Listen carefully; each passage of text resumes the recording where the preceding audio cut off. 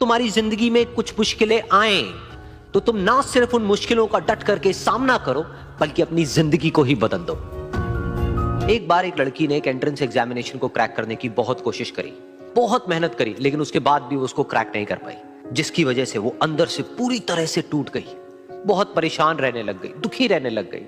उसके पिता से अपनी बेटी की यह हालत देखी नहीं गई। फिर उन्होंने एक दिन अपनी बेटी को बुलाया और उन्होंने अपनी बेटी को कहा कि तुम मेरे साथ एक बार किचन में चलो, मुझे तुम्हें कुछ दिखाना है। किचन में पहले से ही उन्होंने गैस स्टोव के ऊपर 3 बोल रखे हुए थे। फिर उन्होंने उन तीनों बोल्स के अंदर पानी भरा, एक के अंदर कुछ आलू डाले, एक के अंदर कुछ अंडे और एक के अंदर कॉफी बीन्स, और उसको उबलने के लिए छोड़ दिया।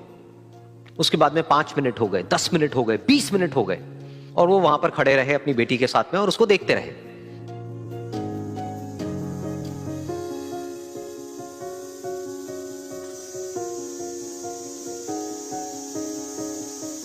तो बेटी अंदर से थोड़ी सी इरिटेट होने लग गई, कहती है क्या कर रहे हो आप? तो उसके पिता ने कहा कि सिर्फ 1 मिनट और रुको, तुमको सब समझ आ जाएगा। फिर उसके बाद में एक एक करके उन्होंने गैस स्टोव को बंद किया और जो पहला बोल था उसमें से आलू निकाले और निकाल करके एक प्लेट पे रख दिए। दूसरे बोल में से उन्होंने वो अंडे निकाले और निकाल करके एक और प्लेट में रख दिए, और तीसरे बोल में से जो कॉफी थी उसको छान करके एक कप के अंदर भर दिया और वो वहीं सामने स्लैब पे रख दिया और अपनी बेटी से पूछा कि तुम्हें क्या दिख रहा है? तो उनकी बेटी को थोड़ा सा गुस्सा आ गया। उसने कहा कि इसमें देखना क्या है, एक में आलू है, एक में अंडे हैं और एक में कॉफी है। तो उसके पिता ने कहा कि एक बार इनको छू करके देखो, शायद तुम्हें कुछ समझ आए। तो उसने सबसे पहले आलूओं को छुआ, तो जब उसको छुआ और थोड़ा सा दबाया तो वो बिल्कुल सॉफ्ट हो चुके थे। तो उसके बाद में उसके पिता ने उन अंडों को तोड़ा तो वो हार्ड थे।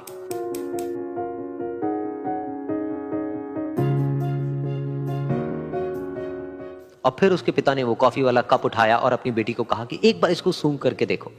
तो जब उनकी बेटी ने उस कॉफी को सूंघा तो उसके चेहरे पर एक स्माइल आ गई। फिर उसके पिता ने अपनी बेटी को कहा कि तुमने ध्यान से देखा कि क्या हुआ यहां पर? ये तीनों ही बिल्कुल एक ही सिचुएशन में गए, लेकिन तीनों ने अलग अलग तरीके से रिस्पॉन्ड किया। तो पहला यानी कि आलू, जब हमने उसको उस पानी में डाला था उससे पहले वो बहुत ही हार्ड थे और स्ट्रांग थे, लेकिन गर्म पानी में जाने के बाद में वो अंदर से बिल्कुल सॉफ्ट हो गए, यानी कि कमजोर पड़ गए। दूसरे थे अंडे, जो गर्म पानी में जाने से पहले अंदर से बिल्कुल ही कमजोर थे, लेकिन गर्म पानी में जाने के बाद वो अंदर से स्ट्रांग हो गए। तीसरी थी कॉफी, जिसने कुछ ऐसा किया जो इन दोनों से बिल्कुल अलग था, यानी कि उसने उस गर्म पानी में जाने के बाद में खुद को नहीं बदला बल्कि उस पानी को ही बदल दिया। बिल्कुल इसी तरह से हमारी जिंदगी में भी होता है। तुम्हारे ऊपर है कि तुमको इन तीनों में से क्या बनना है। एक, आलू के जैसा, यानी कि जब तुम्हारी जिंदगी में कोई मुश्किल आए तो तुम अंदर से पूरी तरह से टूट जाओ, यानी कि कमजोर पड़ जाओ। दूसरा, अंडे के जैसा, यानी कि जैसे ही तुम्हारी जिंदगी में कुछ मुश्किलें आए, वो मुश्किलें तुमको अंदर से तोड़े नहीं बल्कि तुम अंदर से और स्ट्रांग हो जाओ। या फिर तीसरा, यानी कि कॉफी के जैसा, मतलब कि जब तुम्हारी जिंदगी में कुछ मुश्किलें आए तो तुम ना सिर्फ उन मुश्किलों का डट करके सामना करो बल्कि अपनी जिंदगी को ही बदल दो। जब आपकी औकात छोटी हो, जब आपकी औकात छोटी हो तो लोग मैसेज में सिर्फ स्माइली भेजते हैं। जैसे ही आपकी औकात थोड़ी बड़ी होती है तो लोग शब्दों में आपको मैसेज भेजते हैं। जब उससे भी अधिक आपकी औकात बड़ी होती है तो लोग सेंटेंसों में आपको मैसेज भेजते हैं। दोस्तों, जब आपकी औकात बवंडर हो जाता है तो लोग गुलदस्ता लाकर और आपके घर पहुंचकर आपको विश करते हैं। सामान्यतः आप लोगों के साथ भी ऐसा होता होगा कि किसी को आपने हैप्पी न्यू ईयर का मैसेज भेजा या किसी को विश किया तो कभी कभी किसी ने आपको रिप्लाई भी नहीं किया, और या किसी ने सिर्फ एक स्माइली का छोटा रिप्लाई किया। इसका मतलब आप समझ जाइए कि आपकी औकात छोटी है।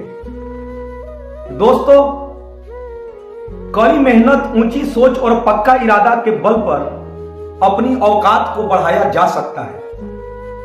इसीलिए नई पीढ़ी के हम उन युवाओं से कहना चाहते हैं कि गलत संगत और गलत रास्ते पर आप न चलें और अपनी औकात बढ़ाने के लिए कड़ी मेहनत, ऊंची सोच और पक्का इरादा के साथ निरंतर मेहनत करते रहें। दोस्तों, जब मुश्किल वक्त आते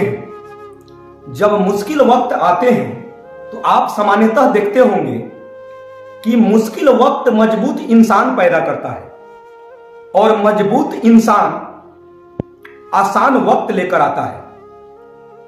और जब आसान वक्त आपका आता है तो आसान वक्त कमजोर इंसान पैदा करता है और कमजोर इंसान मुश्किल वक्त लेकर आता है और फिर मुश्किल वक्त मजबूत इंसान पैदा करता है और फिर वह मजबूत इंसान आसान वक्त लेकर आता है और यह साइकिल चलते रहता है एक साइकिल के रूप में।